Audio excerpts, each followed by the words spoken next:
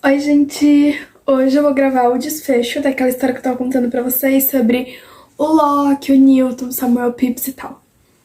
Então, hoje vamos ser os últimos trechos de carta e eu vou aproveitar pra falar os motivos pra esse possível endoidecimento do Newton, tá? Então, hoje eu vou só mostrar assim, alguns trechos de uma correspondência entre o Newton e o Loki. No primeiro vídeo que eu fiz dessa série, assim, também foi sobre o Newton e o Loki. Eu vou deixar os dois vídeos aqui, na verdade, né? Então eu recomendo que vocês assistam aqueles dois vídeos primeiro, porque vocês vão entender mais ou menos tudo o que tá acontecendo. E aí depois venha nesse vídeo pra ver o desfecho, tá? Então assim, basicamente no último vídeo a gente tinha visto sobre o Samuel Pepys, né? Mas é importante, eu vou dar uma recapitulada do primeiro vídeo, que era sobre o Loki. O que o Newton tinha mandado pro Loki era falando que ele tava muito bravo, porque o Loki tinha tentado arranjar ali um casamento pro Newton, ou pelo menos um relacionamento, aí o Newton ficou muito bravo com isso. E... era tipo mais ou menos isso, e aí ele acabou xingando o Loki, assim, xingando de robista, e desejando a morte dele e tal. Aí agora o que a gente vai ver é a reconciliação da amizade do Newton e do Loki. E por fim eu vou falar um pouquinho sobre o Fátio, né? Mas depois eu vou gravar mais vídeos sobre o Fátio, porque o Fátio é uma personalidade muito interessante na vida do Newton. Pra quem não sabe, o Fátio era um matemático do final do século XVII. E ele e o Newton foram muito amigos, inclusive íntimos até demais. E há especulações de que o Newton gostasse dele, assim, amorosamente. Mas enfim, isso aí eu vou falar em outros vídeos pra vocês, porque é uma história muito boa também. Então é isso, eu vou ler trechos que eu traduzi agora. E então vamos começar. Bem, depois de tudo aquilo que aconteceu, o Newton acho que ele voltou um pouquinho pra consciência normal dele, e aí ele ficou muito envergonhado por tudo aquilo que ele tinha dito e tal, por tudo aquilo que ele tinha escrito. E aí, depois de alguns dias, o Loki escreveu pra ele, porque aquela carta que a gente tinha lido do Newton pro Loki era, na verdade, um pedido de desculpas pro Loki, né, que o Newton tava fazendo. E aí, depois de alguns dias, o Loki escreveu pra ele falando que ele tava muito grato, que o Newton tava se desculpando e tal. Então eu vou ler esse trechinho que eu encontrei pra vocês. O Loki escreveu assim pro Newton: "Isso me dá a esperança de que eu não perdi um amigo que eu tanto valorizava." E aí depois, ele, por mais que ele tivesse assim, né, feliz que eles estivessem se reconciliando, o Loki, que não era bobo nem nada, olha só, gente, o Loki, ele pode ser o precursor da psicanálise, porque ele já tava, ele tava manjando o inconsciente do Newton, porque depois ele falou assim: "Embora também confessando que não poderia estar senão fortemente perturbado por Newton ter tantos pensamentos injustos e errados sobre ele." Vocês não acham isso um pouco psicanalítico, assim? Eu acho que o Locke já tava analisando o inconsciente do Newton e tudo mais. Sei não. E aí o Newton, como forma de explicar esse comportamento que ele teve, ele respondeu que ele não tinha nem dormido nem uma hora por noite durante 15 dias seguidos e sem nem ter piscado por 5 noites seguidas. Isso acho que eu tinha comentado em outro vídeo com vocês, mas enfim... bizarro. Essa parte aqui de ter tantos pensamentos injustos e errados sobre ele, eu fico pensando se o Loki não tava se referindo ao Newton ter chamado ele de robista. No caso, eu tô falando robista porque o Newton escreveu robista, né? Mas em português eu acho que fica robesiano, que é seguidores, apoiadores do Thomas Hobbes, né? Imagina. Porque assim, na verdade, além do Newton ter desejado a morte do Loki e tal, não teve outro não que eu lembro, deixa eu ver, que a outra carta tá aqui. Assim, porque pelo menos aquele trecho que eu encontrei, que eu li pra vocês nos últimos vídeos, não tem nenhum outro grande xingamento, a não ser, na verdade, nenhum outro grande adjetivo, a não ser o Newton ter chamado o Loki de robesiano e ter desejado a morte dele. Então eu acho que o Loki ficou ofendido principalmente por causa disso. Ok, pela morte qualquer um ficaria, né? Agora, por ele ter chamado ele de robesiano é muito bom. Eu tô falando pra vocês, gente, Acho que isso foi uma das coisas mais pesadas que o Newton escreveu pro Locke. Enfim, então era esse o desfecho que eu queria mostrar pra vocês. E agora eu vou pegar coisas desse livro aqui, que eu já tenho resenha desse livro aqui no canal, vou deixar o link aqui, que é sobre a disputa, na verdade, os conflitos que tiveram entre o Newton e o Leibniz por conta da autoria do cálculo, tá? Ah, inclusive, se vocês quiserem, não vai dar pra ser só um vídeo.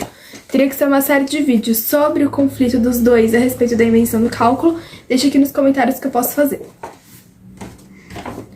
Então, aí eu separei aqui, pra quem tem esse livro, fica no capítulo A Descida Mais Curta Possível, que é o capítulo 8.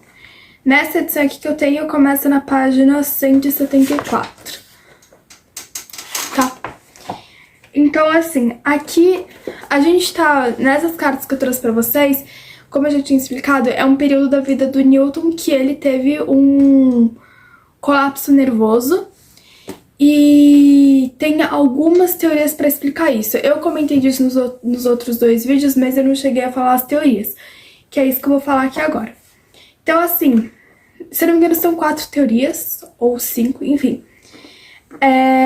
A primeira delas é que o Newton tinha sido intoxicado com mercúrio. Isso pode ser possível, por quê? Porque o Newton era alquimista e ele mexia com mercúrio. Tanto que se vocês forem pegar os manuscritos dele, de alquimia, ele sempre se referia ao mercúrio e tal. Então,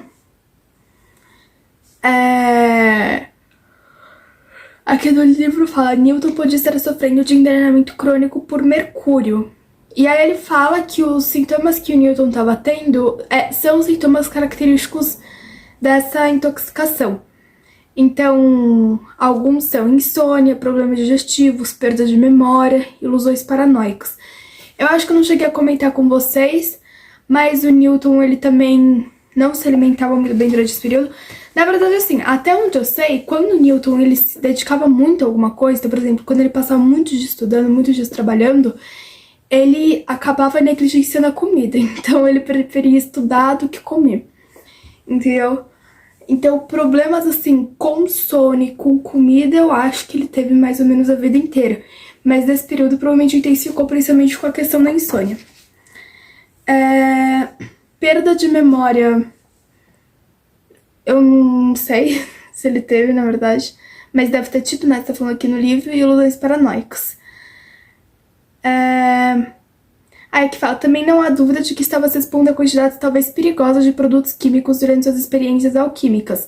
No final da década de 1680 e início da década de 1690, Newton fez experiências com diferentes ligas de ferro, estanho, antimônio, bismuto e chumbo. Suas anotações indicam que ele estava achando maneiras de combinar diferentes quantidades de metais em ligas. Ele encontrou, por exemplo, uma liga, 2 pares de chumbo, 3 pares de estanho e 4 pares de bismuto, que derreteu sob o sol de verão. Contudo, a hipótese de envenenamento por mercúrio ficou enfraquecida pela falta de sintomas adicionais que se esperaria de envenenamento por mercúrio suficientemente severo para causar insônia, incluindo sintomas difíceis de passarem despercebidos, como problemas gastrointestinais, gengivite, déficits neurológicos e fadiga crônica.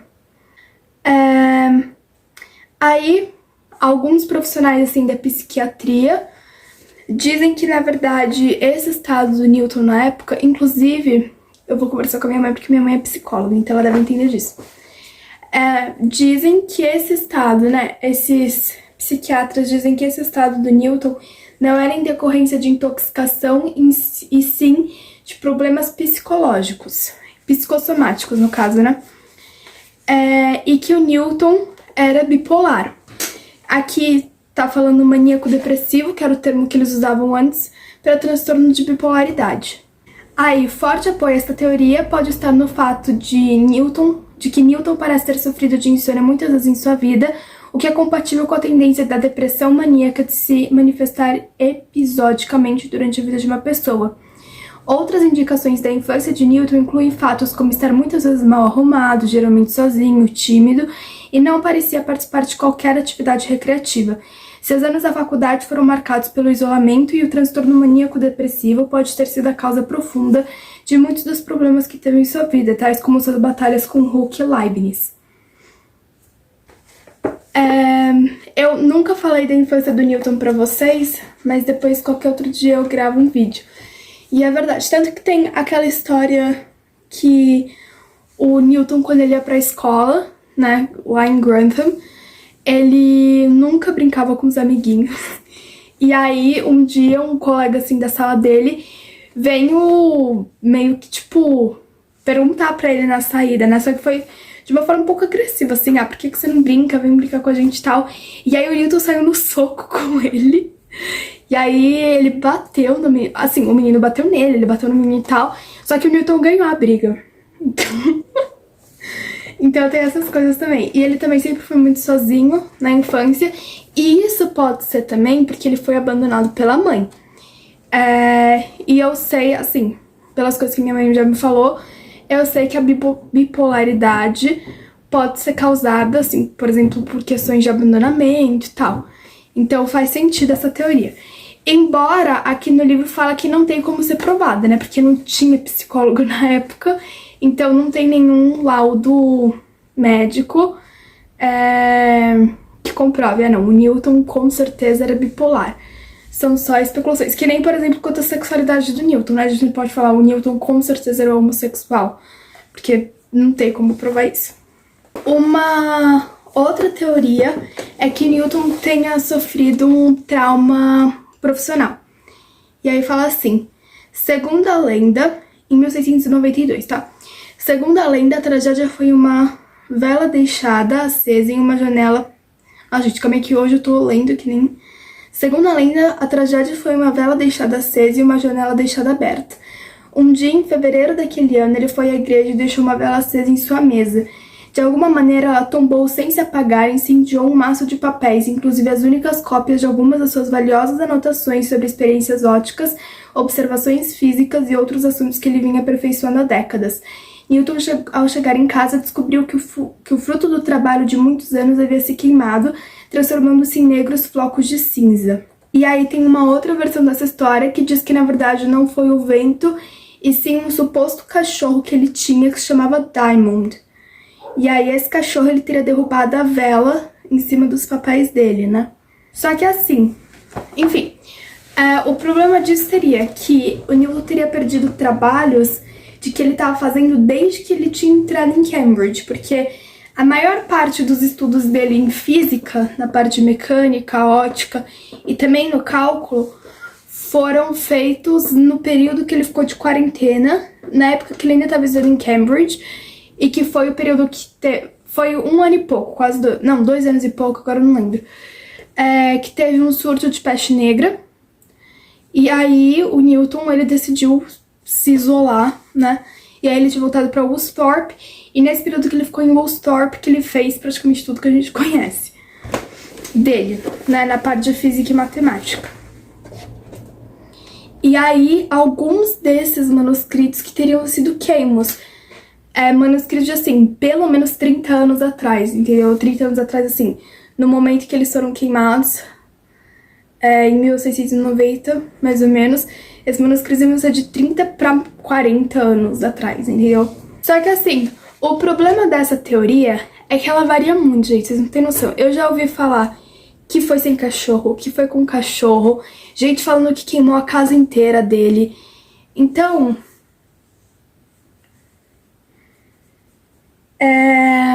ninguém sabe ao certo se isso realmente aconteceu, se foi só um rumor, se aconteceu, isso aqui não foi nada assim do jeito que as pessoas contam, se foi ou não com o cachorro, porque não tem evidências de que ele tinha um cachorro chamado Diamond nessa época, enfim. E aí a outra teoria, que junto com a teoria da bipolaridade, pra mim, são as duas melhores, assim, é por causa do Fátio. Vamos lá. O Fátio, como eu falei pra vocês, era um matemático suíço, e ele e o Newton eram muito íntimos entre si, tipo, muito amigos. E aí, por um tempo, o Fátio, ele morou na Inglaterra, né? E aí o Newton e ele conversavam, trocavam muitas cartas e tal. E a relação dos dois tinha se tornado mais intensa alguns meses antes do colapso nervoso do Newton. E aí é que tá falando. Uma virada dramática na relação dos dois ocorreu quando Fátio caiu doente com pneumonia em 1692, após retornar a Londres, vindo da casa de Newton em Cambridge, em 17 de novembro daquele ano. Minha cabeça está um tanto desarrumada e suspeito que ficará cada vez pior, escreveu ele a Newton. Fátio continuou detalhando seus sintomas, uma congestão que parecia maior do que seu punho e seu peito, e disse que havia tentado todos os remédios e tratamentos comuns sem resultado. Senhor, eu quase não tenho esperança de voltar a vê-lo, escreveu Fátio, e tivesse eu com menos febre, lhe contaria muitas coisas. Aí o Newton lhe ofereceu dinheiro e hospedagem perto dele. Ele ofereceu hospedagem em Cambridge, né? Eu não sei exatamente se era nos alojamentos dele, acredito que não, mas pelo menos perto dele, eu tenho certeza. E aí ele falou, pois acredito que o ar será melhor pra você, respondeu Newton, tendo assim finalizado sua resposta. Seu mais afetuoso e fiel amigo para servir o Isaac Newton. Aí... Gente, é o que eu falo, esse aqui era o naipe da carta dos dois, da correspondência entre os dois, olha só. Não obstante, poucos meses depois, Fátio escreveu que gostaria de aceitar a oferta de Newton de estar com ele em Cambridge, especialmente se pudesse ficar nos quartos juntos ao de Newton. Me agradaria saber, senhor, que perspectiva tinha diante de si quanto a uma maneira para eu subsistir em Cambridge. Infelizmente, o quarto junto ao meu não está disponível, respondeu Newton. Todavia, ele novamente ofereceu dinheiro a Fátio, uma pensão, o que fosse necessário para que pudesse ficar perto dele em Cambridge e para tornar mais fácil a permanência ali. A essa proposta respondeu Fátio, eu desejaria, senhor, viver consigo toda a minha vida, ou a maior parte dela, se isto fosse possível. Então, essa carta aqui que eu quero trazer pra vocês, porque antes disso, o Fátio fala que ele não conseguia se imaginar casando, porque a vida era muito curta pra isso, algo do tipo. E aí, depois ele fala disso, que ele poderia passar a vida inteira dele com o Newton. Tá vendo, gente? Eu falo pra vocês. Então, aí, um pouco depois disso, o Fátio decidiu voltar pra Suíça, porque ele era suíço, né? E aí ele decidiu deixar a Inglaterra e voltar pra Suíça. E a partir do momento que ele voltou pra Suíça, a relação entre o Newton e o Fátio terminou assim, abruptamente. Eu não sei se eles trocaram mais cartas depois disso. Se trocaram, foram poucas. Mas o que eu sei é, quando Leibniz vai publicar